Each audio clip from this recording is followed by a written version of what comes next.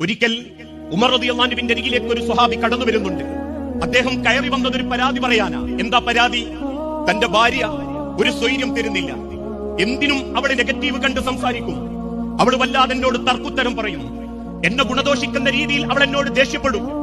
ആ പരാതിയൊന്ന് ഉമർ റളിയല്ലാഹു അൻഹുവിനോട് പറയാം എന്ന് കരുതി ഉമർ റളിയല്ലാഹു അൻഹുവിന്റെ വീട്ടിലേക്ക് കയറി ചെല്ലുമ്പോ ആ വീട്ടിൽ കാണുന്നത് ഉമർ റളിയല്ലാഹു അൻഹുവിനെ ഭാര്യ അതേ രീതിയിൽ ശകാരിക്കുന്നു, ഗുണദോഷിക്കുന്നു. ഇത് കണ്ട സ്വഹാബി ചെറുപ്പക്കാരൻ തിരിച്ചിറങ്ങി നടന്നു.